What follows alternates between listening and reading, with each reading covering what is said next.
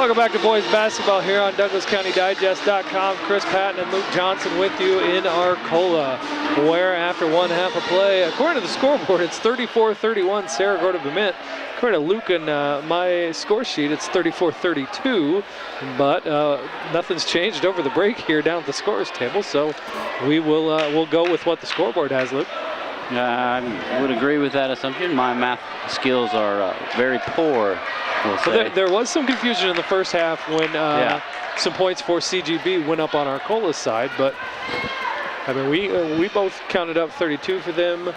Instead, we're going to go with what the scoreboard says because that's what's being shown to everyone here. So we'll go with that. With getting ready to start the third quarter, Arcola trailing by 3, 34-31. Leading scorer for CGB, Frankie Foran, took over in the second quarter. He's got 13. Leading scorer for Arcola, I show Clayton Strader with 10, and then Colin Seymour with 9. One of those guys might have one less point. Arcola feeds it right inside to Seaman. He misses, gets his rebound, gets it blocked by 23 Nathan Lovekin. He skied for that block. There's nobody that was going to get over the top of his hands. Frankie Foran doesn't get that one to go down. Knowles back in, puts a rebound up, and he's able to fight up and put a shot in there. Doesn't fall down, though. Arcola brings it back into the corner. Straders pass it between themselves. Official thought about it, drives, nice pass inside. That's finished up by Austin Shaver. He's got 4. Purple Riders within 1, 34-33. Almost pickpocketed there by Clayton Strader. Broncos do recover, though, and set up their offense. Zone look once again by Arcola. Foreign pull-up jumpers blocked by Schaefer. Clayton Strader has it. Schaefer was hoping to get back down to the other end of the floor and be the recipient of that. Seaman has it. He gets it into Schaefer there, and he finishes it off that way. Good things come to those who wait. Schaefer didn't get it at first when he wanted it, got it that time, and puts his team back on top, 35-34. Kick ball, going to be a dead ball, going to remain with Cerro-Gordo Bement. And again, Arcola starts out this half active as they did in the first quarter. Hands up, feet moving, some great vision on the offensive end to get some easy layups to get back ahead in this ball game. We'll just see if they can continue doing that through these 2 quarters. Started out the first half of this intensity, and that kind of waned as the half went on, and Cerro-Gordo showed that intensity. Broncos with it now, 20, Conrad Gillespie, 10, Frankie Foran. Foran drives, kicks it into the corner. 15, Callan Schonkweiler had it. They're going to feed it inside to Knowles. He's collapsed on, so he throws it right back out top to Foran, who does a little jump stop. We're going to have 3 seconds called against Knowles. Arcola defense keeping it up on that possession. Again, coming out and doing a great job. You know, they kind of had a stagnant second quarter defensively. Offensively, they still put up some pretty good numbers, just like Cerro-Gordo. I mean, basically, they're the same team on paper right now. A back and forth game all night long here. 3-pointer by Clayton Strader, bounces around, no good. Tipped back up and in. Who's going to come down with it? It's eventually tipped out to Frankie Foran, who's going to lead the break. Steps through as he called for a travel. Travel waves off the basket. Nice move there, but he took some steps. 5:51 left to go in the third. Excuse me, Luke. Arcola up by 1. I missed the third one. Did he catch that third step with a little stutter there? I think so. We've seen a few travels tonight. Everybody's getting ahead of themselves, trying to get to that basket. It's typically what you see in a high school basketball game. Official for 3, no good. Long rebound, though. Nice rebound and put back for Colin Seaman. Cola's a different team when he's out there on the floor. That funk they went into in the second half, he was on the bench for part of that with 2 fouls. Turnover there. Here comes Arcola again. Chase Strader going to drive, steps through, puts it up. And Schaefer wants a push in the back. They throw it ahead to Knowles. Knowles slows down and is kind of in no man's land. Scott Bagan realizes that and calls a timeout. 5:03 left to go in the third. Arcola Purple Riders up 37-34 over the Cerro-Gordo Bement Broncos on DouglasCountyDigest.com.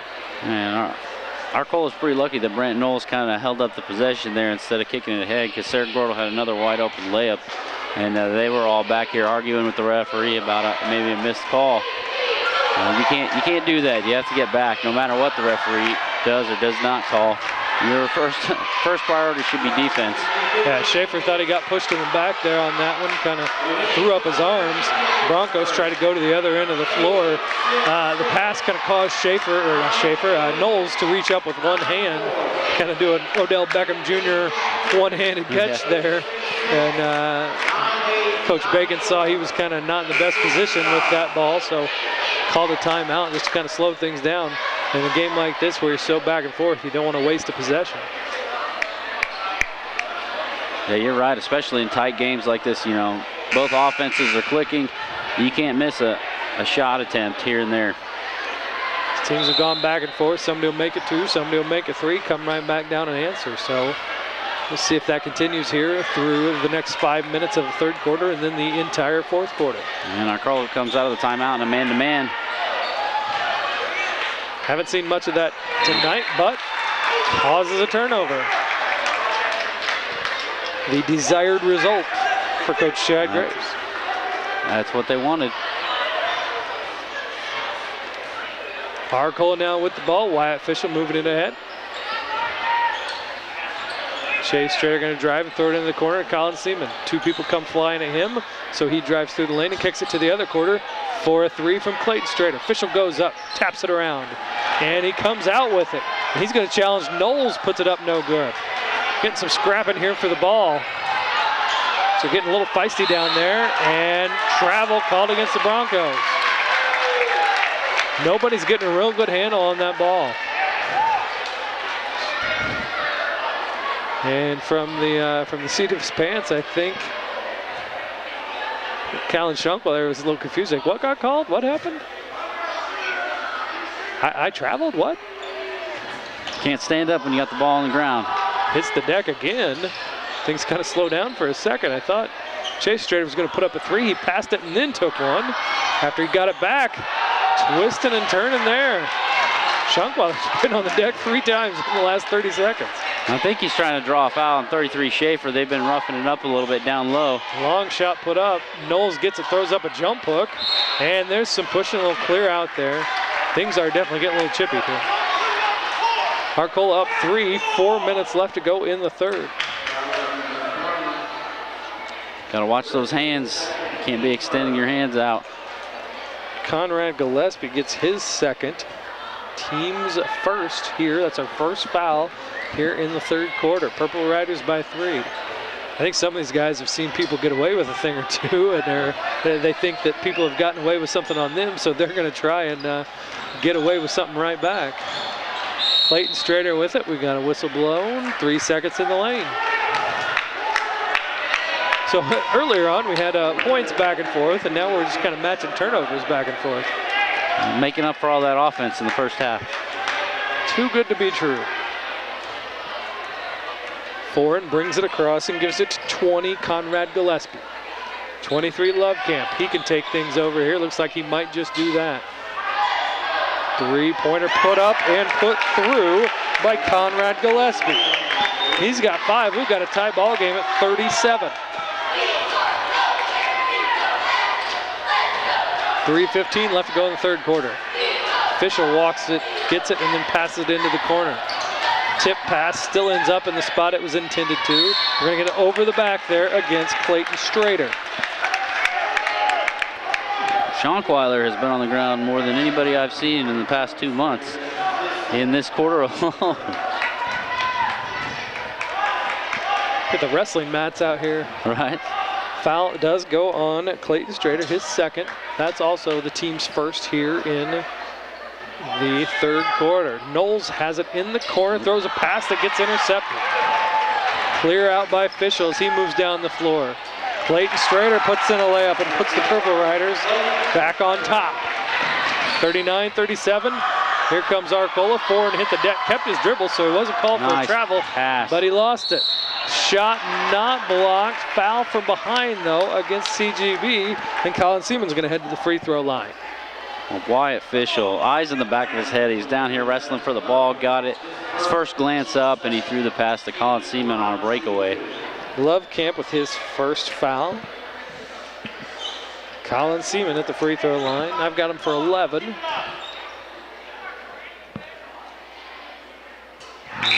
got that one. Straight through, 40-37. Scoreboard says Arcola with a 3-point lead.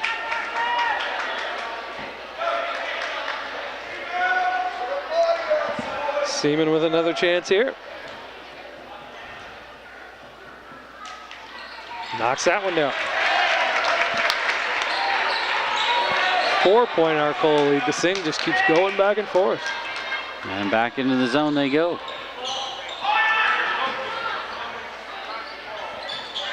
Three-point from the corner, no good. Got some backboard, but no rim. Well defended. Official number 12 with it out top. 24, that's Cole Hutton. Three-pointer from the corner by number 3, Colin Seaman. 7-point Arcola lead, 2 minutes left to go in the third. Knowles gets it on the baseline, puts it up, called for a foul. He'll go to the free throw line. Foul against Arcola. 33, Austin Schaefer, his third. Team second. 44-37, Arcola leads over Cerro-Gordo Bement, 1:55 left to go in the third, and 55, Brant Knowles at the free throw line. Knowles makes that one. His first point here in the second half. He's got a total of 9. Number 5, Justin Hobgood into the game for Arcola.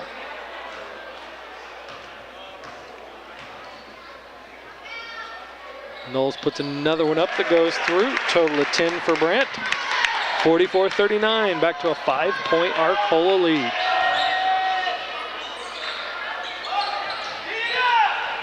Arcola gets it down the floor. Seaman's going to go to the basket, draw a foul on Brant Knowles, and it goes down. Colin Seaman is taken over here in the third quarter.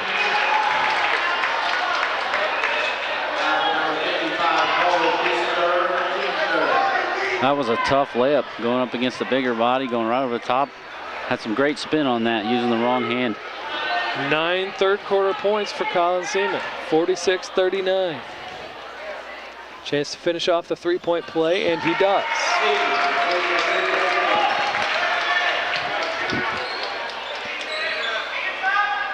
.138 left to go, 47-39 Arcola. Three-pointer, Lovecamp, he's fouled it. Doesn't go down, but he will get 3 shots. Official not thrilled with himself, put his body into Lovecamp as he shot the 3. The 3 almost went down, but rims out. Lovecamp going to try and cut into this 8-point lead while the clock is stopped.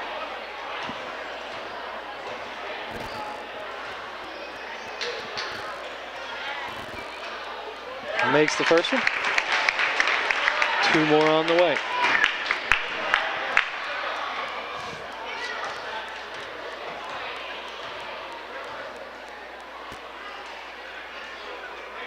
Makes that one.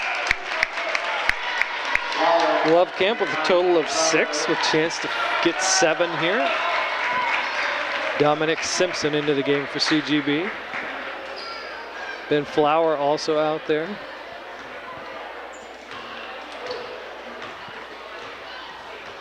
Lovecamp with his third. Makes all 3. 7 points for Nathan Lovecamp. 47-42, Arcola advantage. 1:32 left to go in the third quarter. And they really need to get Lovecamp going here in the second half. Siemens turned it on for Arcola, and Lovecamp needs to match his intensity right now. Smaller lineup for the Broncos with Knowles on the bench. Arcola gets it inside to Seaman. He missed it. Lovecamp got it. Almost had it knocked away, but he's able to corral it back. Goes up for a shot. Looks like maybe he got hit from behind. No call. Missed the shot. Arcola has it. Wyatt Fischel slowly brings it up court with 1 minute left to go in the third quarter and a 5-point lead. Seaman for 3. Good. Wow. You cannot leave him open. And the Nets get stuck up there again. That's twice we've had that tonight. 50-42, 8-point Arcola lead.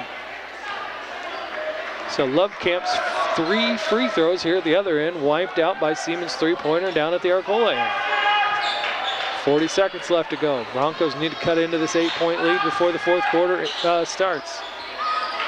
Chance with a 3 right there that goes down. Dominic Simpson has 6 points tonight from behind the arc.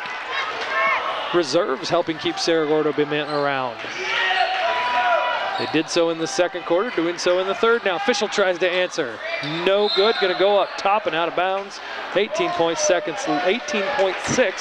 seconds left, 50-45 Arcola leads. Coach Scott Bacon for CGB gonna put Knowles back in. Also gonna run out there Schonkweiler and Gillespie. He's getting his starters back in for these final 18.6 seconds.